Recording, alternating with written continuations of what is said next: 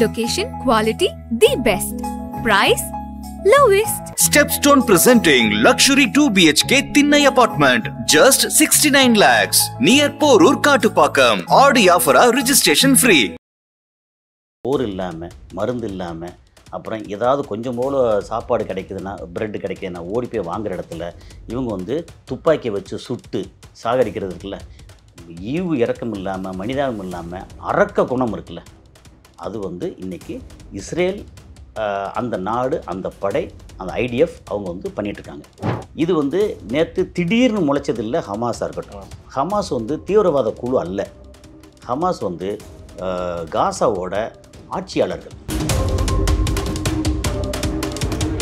ஒரு எந்த காலத்துலேயும் வந்து ஒரு கம்பெனி இருக்குது, கம்பெனியில் மேனேஜரு கீழே இருக்கிற ஒரு சாதாரண ஊழியர் மேனேஜர் எடுத்து போராட்டம் பண்ணுவாங்களா, நாளைக்கு வேலையை விட்டு பேர் தூக்கிடுவாங்கல்ல.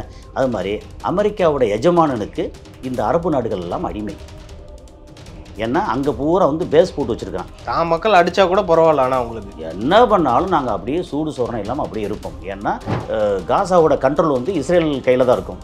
அப்புறம் ஹமாஸ் மொத்தமாக ஒழிக்கிறதுக்கு வந்து நீங்கள் என்ன வேணாலும் பண்ணிக்கிங்க. அப்புறம் ஐடிஎஃப் தான் அங்கே வந்து ஆட்சி பண்ணும், அங்கே வந்து ப்ரொடெக்ட் பண்ணுவாங்க.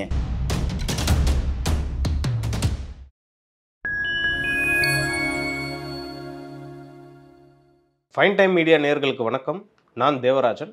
இன்று நம்மோடு இணைந்திருப்பவர் உலக செய்திகளின் பகுப்பாய்வாளர் திரு கசாலி அவர்கள். வாருங்கள், அவரிடம் பல்வேறு கேள்விகளை முன்வைக்கலாம். வணக்கம் சார். வணக்கம். கிட்டத்தட்ட 2 வருஷம் ஆகுதுன்னு நினைக்கிறேன். இஸ்ரேல் காசா போர் தொடங்கி அடுத்த மாதத்துலேருந்து 2 வருஷம் ஆகுது. செப்டம்பரோ அக்டோபர்லேயோ? அக்டோபர் 7. அக்டோபர் 7. அதோட அப்டேட் என்ன சார்? இப்போ கிட்டத்தட்ட தினமும் எத்தனையோ ஆயிரம் பேர் வந்து இறந்துக்கிட்டே போகிறாங்க. லட்சக்கணக்கில் ஆயிடுச்சு இப்போவே. பசி ஒரு பக்கம், அப்புறம் தாக்குதலில் இறந்து போய் அவங்களோட நிலைமை இப்போ எப்படி சார் இருக்குது? அதாவது பாலஸ்தீனம் மீண்டு வருமா?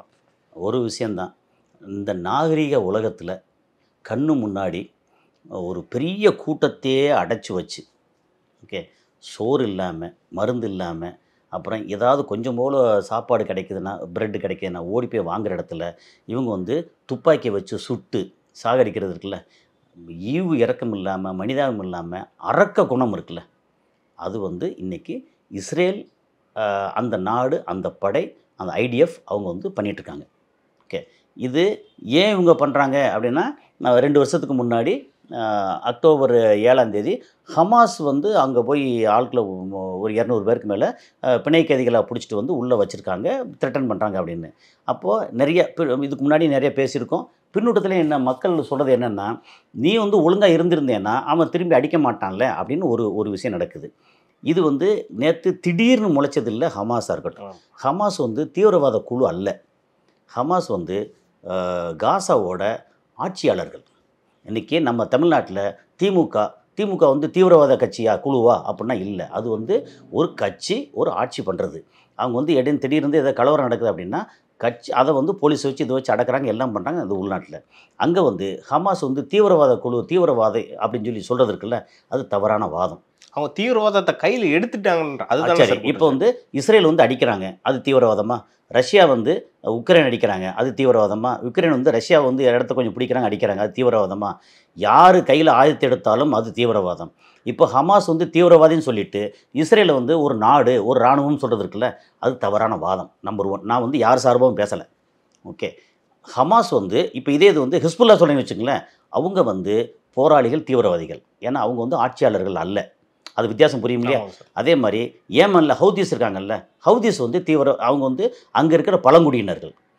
அவங்க வந்து இவங்களுக்கு சப்போர்ட்டாக வர்றாங்க. அவங்க வந்து ஆட்சியாளர்கள் அல்ல. ஆனால் காசாவில் ஆட்சியாளர்கள் வந்து ஹமாஸ். இந்த வித்தியாசம் புரிய நினைக்கிறேன்.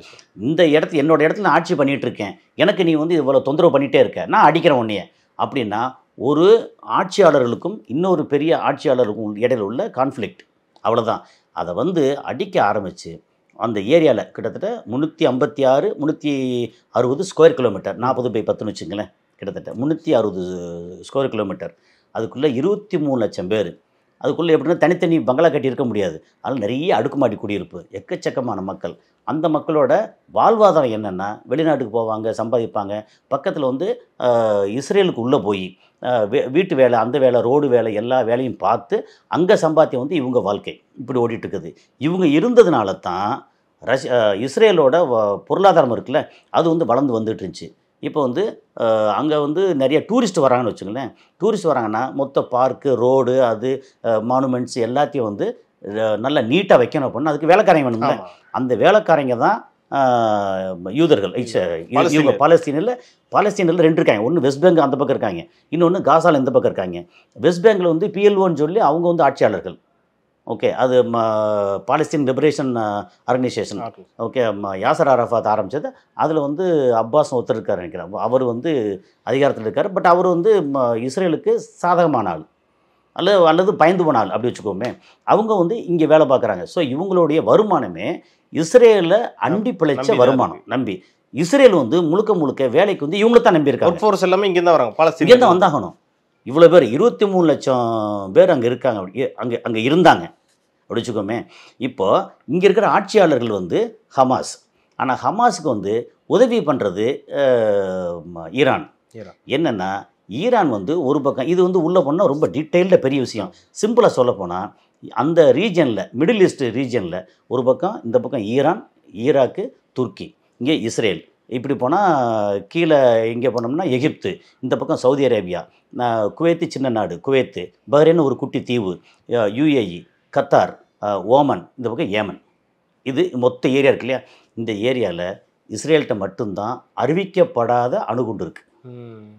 ஓகே, 60 அணுகுண்டு இருக்குங்கிறது கேள்வி. ஆனால் அவங்க டிக்ளேர் பண்ணலை. அதே மாதிரி அந்த நான் ட்ரீட்டியில் வந்து அவங்க வந்து சைனும் பண்ணலை.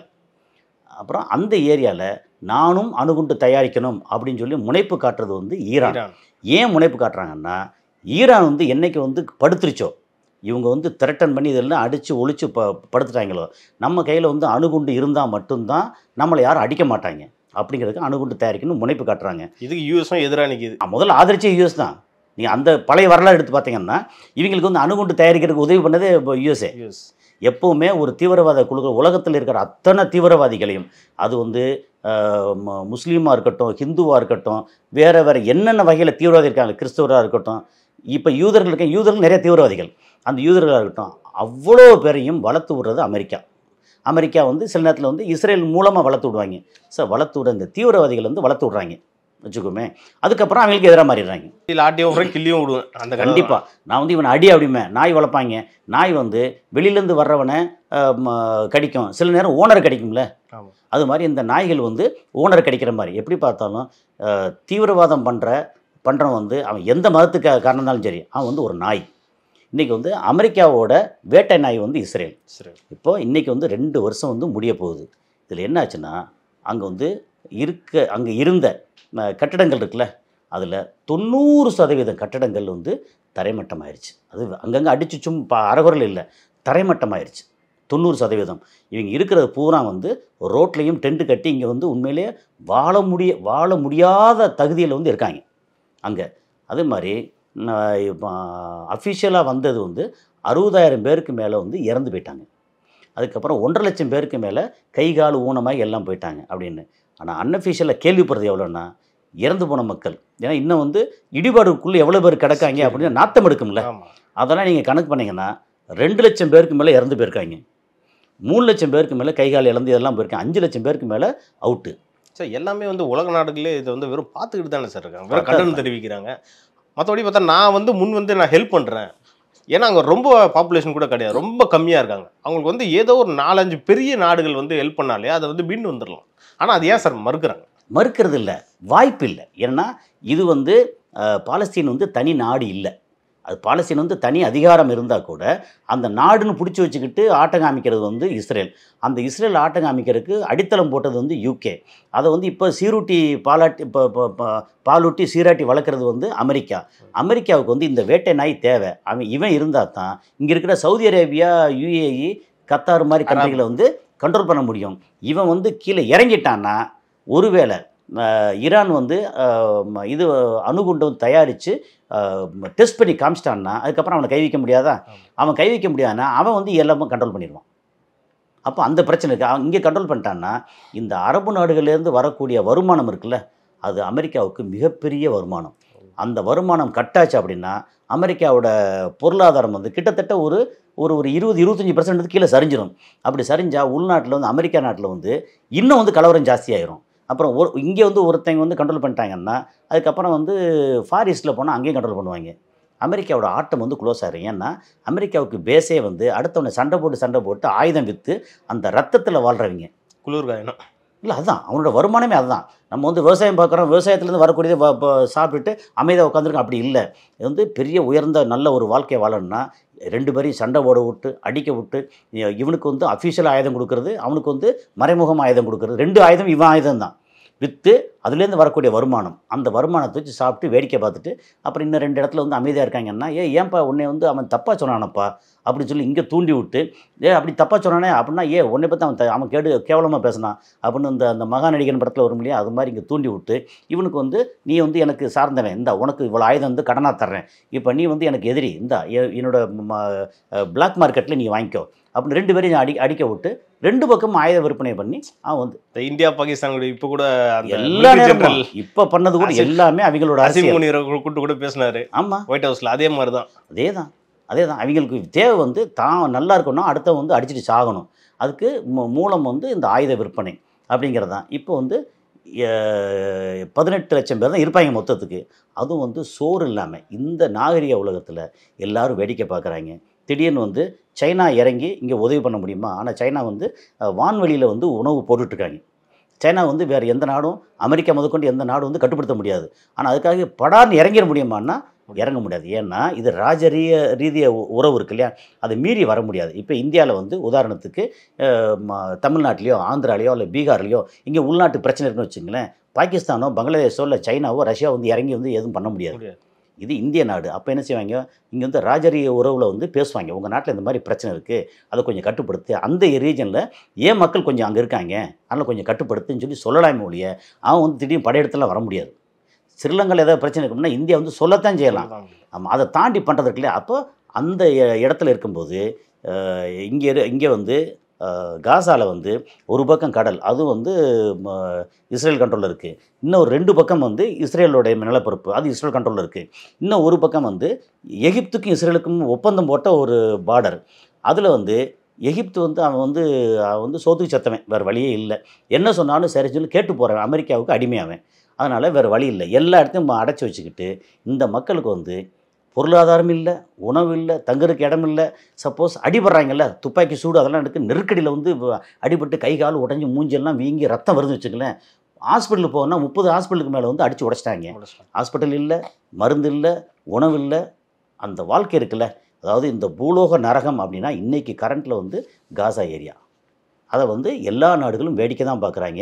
அதில் ரொம்ப மோசமாக வந்து வேறு வழி இல்லாமல் நம்ம திட்டணும் அப்படின்னா யாரை திட்டணும் அப்படின்னா சுற்றி உள்ள அரபு நாடுகள். நீ ஒன்றா வந்து பிரதர்ஹுட் சொல்கிறேன்ல, நீ வந்து இஸ்ரேல் எடுத்து சண்டையெல்லாம் போட வேண்டாம், அவனுக்கு கொடுக்குற சப்போர்ட்டை நிறுத்து. ஏன்னா அமெரிக்கா இப்போ வந்தவுடனே டொனால்ட் ட்ரம்ப் வந்து அதிபராக வந்து அரபு நாட்டுக்கு வந்தவுடனே சவுதி அரேபியா போனால் ரெட் கார்பெட் போட்டு அங்கே இருக்கிற ஆட்கள்லாம் டான்ஸ் ஆட விட்டு பயங்கர குஜாலா கும்மாலம் போட தெரிவிக்கலையே சார் பெருசாக இல்லை. இது வந்து எப்படின்னா ஒரு எந்த காலத்துலேயும் வந்து ஒரு கம்பெனி இருக்குது, கம்பெனியில் மேனேஜரு கீழே இருக்கிற ஒரு சாதாரண ஊழியர் மேனேஜரை எடுத்து போராட்டம் பண்ணுவாங்களா, நாளைக்கு வேலையை விட்டு பேர் தூக்கிடுவாங்கல்ல. அது மாதிரி அமெரிக்காவோட எஜமானனுக்கு இந்த அரபு நாடுகள் எல்லாம் அடிமை. ஏன்னா அங்கே பூரா வந்து பேஸ் போட்டு வச்சுருக்கான். தான் மக்கள் அடித்தா கூட பரவாயில்ல, ஆனால் அவங்களுக்கு என்ன பண்ணாலும் நாங்கள் அப்படியே சூடு சோரணம் இல்லாமல் அப்படியே இருப்போம். ஏன்னா என் மன்னர் பதவி, என் குடும்பம், என் பதவி, என் சுகம். என் மக்களுக்கு வந்து ஒட்டகத்துக்கு போடுற மாதிரி நான் என் மக்களுக்கு வந்து சோறு போட்டுட்ருக்கேன். அவன் எதிர்ப்பு தெரிவிக்க மாட்டான். இப்போ இது வரைக்கும் இந்த 2 வருஷத்தில் Australia, France, America, Italy, European countries அத்தனையும், ஃபாரிஸ்ட்டு, இந்தியா, பாகிஸ்தான் அப்படின்னு எல்லா நாடுகள்லேயும் இஸ்ரேலை எதிர்த்து ஊர்வலமாக போனாங்க, ப்ரொட்டஸ்ட் பண்ணாங்க. ஆனால் Saudi Arabia, UAE, Qatar, Bahrain, Kuwait, Oman இந்த நாடுகளில் வந்து ப்ரொட்டஸ்ட் நடந்துச்சா? ஒரு வார்த்தை வந்திருக்காது. யாராவது ப்ரொட்டஸ்ட் பண்ணாங்கன்னா அவ்வளோதான், சோழி முடிச்சிட்டாங்க. மன்னராட்சி. ஸோ மன்னராட்சி வந்து ஒரு பக்கம் வந்து மக்களோட சுதந்திரத்துக்கு கேடு. ஆனால் சுதந்திர மக்கள் வந்துட்டாங்க, பாலாறு தேனாறு ஓடுமா? அப்படி இல்லை. ஆனால் சுதந்திரமாக இருப்பாங்க. அது மாதிரி இங்கே வந்து என்ன சொல்கிறது, இந்த அரபு நாடு வந்து குரல் கொடுக்க முடியாமல் இருக்காங்க. மக்கள் வந்து ஏதாவது உள்ளே கொதிச்சாலும் சரி திடீர்னு யோசிச்சு பார்த்து நாளைக்கு நம்மளை தூக்கில் போட்டால் என்ன பண்ணுறதுன்னு சொல்லிட்டு அமைதியாகிடுறாங்க. சரி, இந்த மக்கள் இங்கே வேடிக்கை பார்க்க அந்த மக்கள் செத்துக்கிட்டு இருக்காங்க. ஆனால் காலம் மாறும். கிட்டத்தட்ட 3400 வீடு கட்டுறாங்க சார் அந்த காசா ஸ்ட்ரிப்பு பக்கத்துலன்னு நினைக்கிறேன். அது வந்து காசா சிட்டி. அதாவது காசா ஸ்ட்ரிப்புங்கிறது வந்து 40 கிலோமீட்டர் போய் 10 கிலோமீட்டர் அப்ராக்சிமேட் அப்படி வச்சுங்களேன், 360 ஸ்கொயர் கிலோமீட்டர். ஆமாம், அதில் காசா சிட்டிங்கிறது ஒரு சென்ட்ரல் ஒரு இடம். இப்போ வந்து இஸ்ரேல் வந்து அங்கே 3400 வீடு கட்டுறதுனால அந்த பாலஸ்தீனத்தை வந்து ஒரு நாடை அங்கீகரிக்க முடியாமல் போயிருமே சார். அதாவது ஏற்கனவே நம்ம அங்கீகாரம் பண்ணுற மாதிரி தான் ஒரு விஷயந்தான். அவன் வீடு கட்டினா அந்த வீட்டை இடிக்க எவ்வளோ நாள் ஆகும்? ஏற்கனவே அவன் இடித்த வீடு எக்கச்சக்கமான வீடை வந்து லட்சக்கணக்கான வீடு இடித்தான்ல, இந்த 3400 வீடை வந்து இடிக்கிறதுக்கு எவ்வளோ நாள் ஆகும்?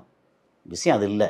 அவனுடைய ஐடியா என்னென்னா, எப்போவுமே 1948 வந்து இப்போ இருக்கிற இஸ்ரேல் இருக்குல்ல, அதில் 5% இடத்த தான் விலைக்கு வாங்கியிருந்தான்.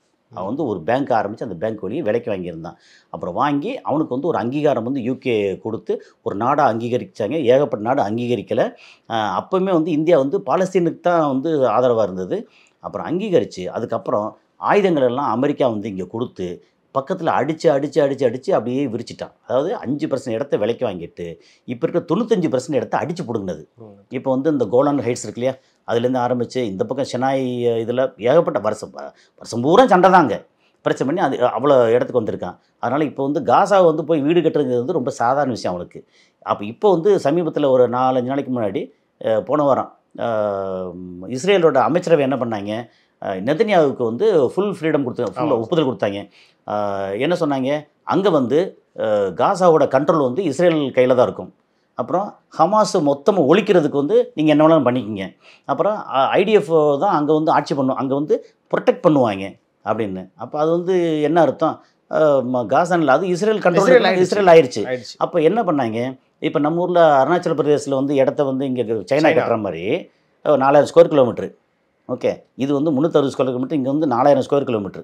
ஓகே, அப்போது இங்கே வந்து உள்ளே போய் ஒரு 3000-4000 வீடை கட்டி என்ன செய்வாங்கன்னா யூதர்களை குடியேற்றுவாங்க.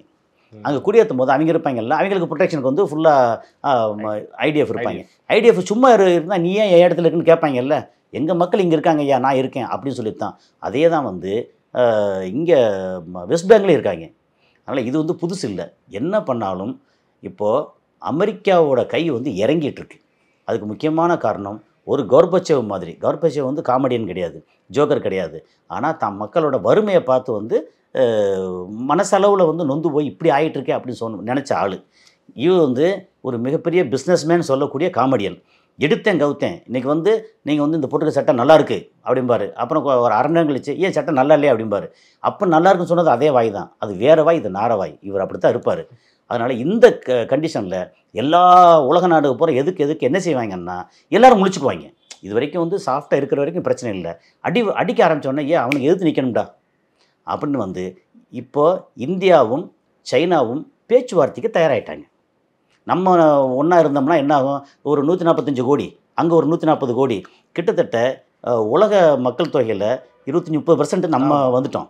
நம்ம தான் வந்து முக்கியமான இடம். நீ வந்து ப்ரொடக்ஷன் நிறையா பண்ணுற, எனக்கும் ப்ரொடக்ஷன் கெப்பாசிட்டி இருக்குது, அப்புறம் சாஃப்ட்வேர் கெப்பாசிட்டி எனக்கு இருக்குது, உனக்கு வந்து மெட்டீரியல் உற்பத்தி பண்ணுற கெப்பாசிட்டி இருக்குது. நம்ம ரெண்டும் சேர்ந்தோன்னா உலகத்தில் ஆட்சி படைக்கலாம். அப்போ என்ன ஆகும், அப்போ சைனா, இந்தியா, ரஷ்யா 3 பேர் கை கோர்த்தாலே 5 பேர் கை கொடுப்பாங்க. North Korea, Russia, China, Iran and India. இதை பேஸ் பண்ணி தான் முதல்ல இது வந்து ஒரு கூட்டமைப்பே வந்தது. ஒரு புது கரன்சி அப்படின்னு சொல்லி இது பண்ணாங்கல்ல. என்னத்தை பண்ணாலும் சரி, அமெரிக்கா பண்ணுற விஷயம் வந்து நமக்குள்ளே ஒற்றுமையை கொண்டு வந்து அமெரிக்கா வீழப்போகுது.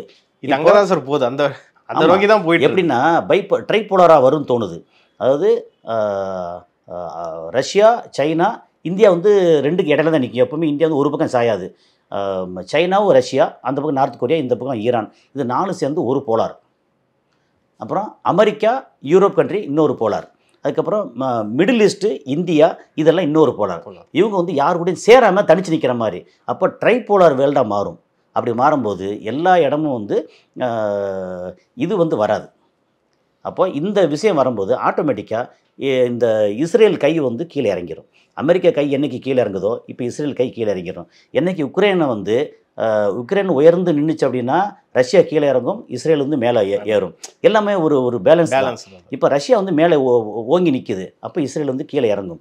கீழே இறங்குச்சுன்னா அடிபட்ட பாம்பு சொல்லுவாங்கல்ல இந்த பாலஸ்தீனர்கள், அவங்க வந்து சாதாரண ஆட்களே கிடையாது, யூதர்களோட பிரதர்ஸ் தானே.